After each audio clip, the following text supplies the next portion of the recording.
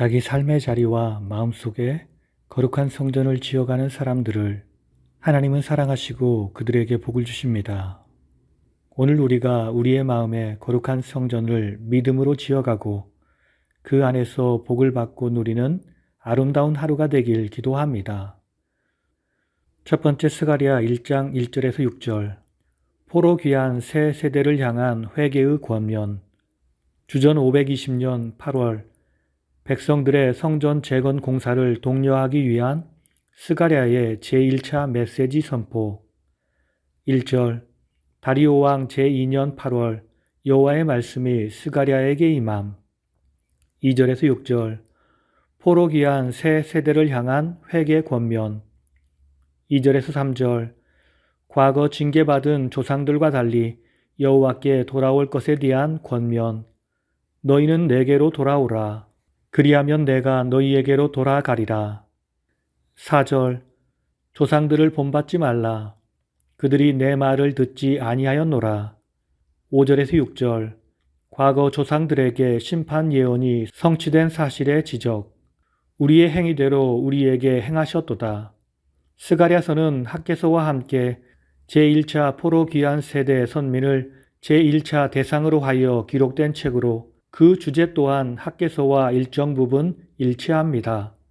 그것은 이스라엘 민족의 시급한 사명이요 과제였던 성전 재건을 촉구하고 독려하는 것입니다.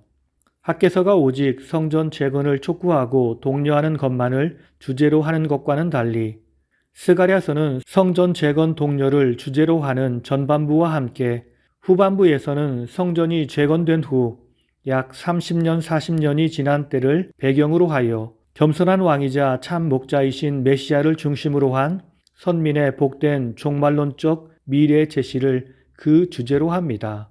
두 번째 에스라 5장 3절에서 17절. 성전 재건 공사와 관련한 강서편 총독 다뜨네의 이의 제기와 성전 재건과 관련된 다리오를 향한 문의.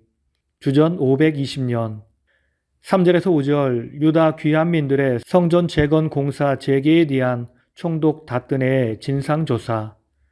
강서편 총독 다뜨네가 유다 귀환민들을 향하여 누구의 허락으로 건축하는지를 다그쳐 물음. 하나님께서 은혜를 베푸사 저희가 공사를 중단시키지는 못하고 다리오 왕에게 보고한 뒤 지시를 기다림. 다뜨네는 유프라테스강 서편 전 지역을 다스렸던 자로 보입니다. 곧 그는 유다 지역만을 담당하던 총독 스룹바벨보다 훨씬 더 높은 직위에 있는 관리였습니다. 에스라 5장 6절에서 17절. 총독 다뜨네가 다리오 왕에게 올린 보고서 내용. 7절에서 17절 보고서 내용. 유다도에서 지극히 크신 하나님의 전 건축이 순조롭게 진행되고 있습니다. 우리가 그 장로들에게 누구의 명으로 이 전과 성곽을 건축하느냐고 물었습니다. 바벨론 왕 고레스 원년에 고레스 왕이 조서를 내려 하나님의 이 전을 건축하도록 명하였음. 고레스 왕이 그 신전에서 기명들을 꺼내어 그가 세운 총독 세스바살에게 내어 주었습니다. 그가 하나님의 전을 건축하라 명령했습니다. 세스바살이 예루살렘에 이르러 전 지대를 놓았지만 그 일이 아직 마치지 못했습니다. 고레스 왕이 하나님의 전을 예루살렘에 건축하도록 명하였는지 알아보기 위해 이 글을 씁니다. 세 번째 에스라 6장 1절에서 12절. 바사왕 다리오의 하나님의 전 재건 비준. 1절에서 5절. 바사왕 다리오의 예루살렘 성전 재건에 대한 고레스 조서 확인. 다리오 왕이 바벨론 문서고에 보관되어 있던 왕실 기록을 조사하게 함. 성전 건축을 허락한 조서를 발견함. 전에 고와 광을 각각 60규빗으로 하고 큰 돌 3켜에 새 나무 1켜를 놓으라. 모든 경비는 다 왕실에서 낼 것이라. 6절에서 12절. 다리오 왕의 성전 재건 공사의 지속 허락과 재건 재료 및 경비 보조. 6절에서 7절. 다리오 왕이 총독 다뜨네와 사람들에게 그곳을 멀리하라 명령함. 유다 총독과 장로들로 이 전을 본처에 건축하게 하라. 8절에서 12절. 다리오 왕이 조서를 내려 이스라엘 자손들의 성전 건축을 적극 지원하게 함. 왕의 재산으로 그 경비를 이 사람에게 내어주라. 성전 건축이 지체치 않게 하라. 제사장들에게 제물용 가축과 밀과 소금과 포도주와 기름을 부족함 없이 주라. 하나님께 향기로운 제물을 드리어 왕과 왕자들의 생명을 위하여 기도하게 하라. 이 명령을 거역하면 죽으리라. 다리오가 조서를 내려 신속하게 행하게 함. 네 번째 학계 2장 10절에서 23절. 학계의 제2차 메시지 선포. 성전을 재건하는 백성들을 위로하고 격려하기. 학계 2장 10절에서 19절. 새 성전 공사 재개에 따른 축복 약속. 10절. 다리오 왕 제2년 9월 24일, 주전 520년 9월 24일. 11에서 14절. 선민의 새로운 삶의 추구를 위한 지금까지의 타락과 부정의 지적. 11에서 13절. 의식적 부정 규례의 신뢰들에 대한 문답. 하나님의 질문. 옷자락에 거룩한 고기를 쌌는데 옷자락이 다른 음식에 닿으면 그것이 성물이 되겠느냐? 학계가 제사장들에게 물음. 제사장이 아니라고 대답함. 학계의 질문. 시체를 만져서 부정해진 자가 그것들 가운데 하나를 만지면 그것이 부정하겠느냐? 제사장의 대답. 부정하리라. 14절. 부정 규례에 빗댄 당대 선민의 부정에 대한 지적. 그들의 모든 행위와 그들이 드리는 모든 것이 부정하리라. 15에서 19절. 새 성전 공사 재개를 기점으로 하여 피폐함이 그치고 축복이 시작되리라. 15에서 17절. 새 성전 공사 재개 이전과 이후의 비교를 통한 축복으로의 전환의 약속.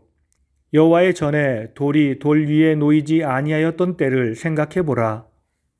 가뭄과 재앙이 있었도다. 18에서 19절.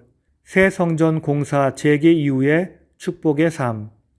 너희는 오늘 이전을 기억하라. 열매가 맺지 못하였느니라. 그러나 오늘부터는 내가 너희에게 복을 주리라. 오늘 말씀을 통해서 주시는 교훈은 첫째로 우리의 수고 위에 하나님의 은혜가 더해질 때 참된 풍요를 누리게 됩니다. 학개서 2장 19절을 보면 곡식 종자가 아직도 창고에 있느냐고 하나님은 물으십니다. 이는 창고에 곡식 종자조차도 남아있지 않은 현실을 지적하는 말씀입니다. 처음에 바벨론 포로 귀한 민들은 땀을 흘리며 곡식을 거두어 들이기 위해 열심히 수고했을 것입니다. 오래도록 방치되어 황무하게 변한 땅을 일구고 씨앗을 뿌리고 결실의 계절이 이르기까지 밭에 나가 열심히 일했을 것입니다. 그런데 그 결과는 어떻게 되었습니까? 많은 것을 거두기는커녕 곡식 창고에 종자조차 남지 않을 정도로 그들은 기근에 허덕여야 했습니다. 곡식 창고에 종자조차 남아있지 않다는 것은 참으로 심각한 일입니다. 왜 그렇게 되었을까요? 그것은 그들의 수고의 손길 위에 복의 근원이신 하나님의 은혜의 손길이 임하지 않았기 때문입니다. 사람이 풍성한 결실을 거두려면 일단은 그 자신이 힘써 수고해야 합니다.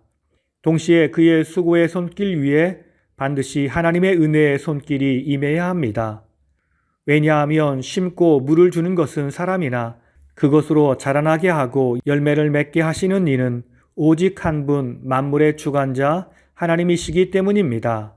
그런데 포로 귀한 민들은 이 사실을 알지 못한 채 자기 일에 바빴습니다. 그러므로 우리는 항상 주님을 바라보며 살아야 합니다.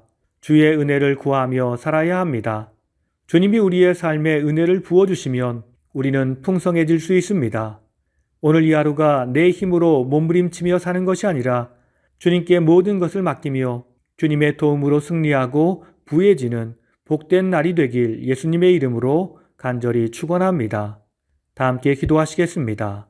죽어 마땅한 우리를 구원해 주시고 우리를 하나님의 자녀 삼으신 주님, 우리가 주님 부르심에 합당한 삶을 살길 원합니다. 내 힘과 내 능력으로 살며 내 성공을 꿈꾸며 사는 것이 아니라 오직 모든 힘과 능력이 주님께 있음을 기억하며 주님을 바라보는 일, 곧 주님을 예배하고 경배하는 일에 집중하는 우리 모두가 되게 하옵소서. 주여 우리의 삶에 주의 은혜와 사랑을 베풀어 주시어 이 모든 환난이 빨리 지나가게 하시고 주의 은혜로 이전보다 더욱더 풍성한 삶을 누리는 우리 모두가 되게 하옵소서. 우리를 사랑하시어 우리에게 복 주시는 예수님의 이름으로 기도드립니다. 아멘.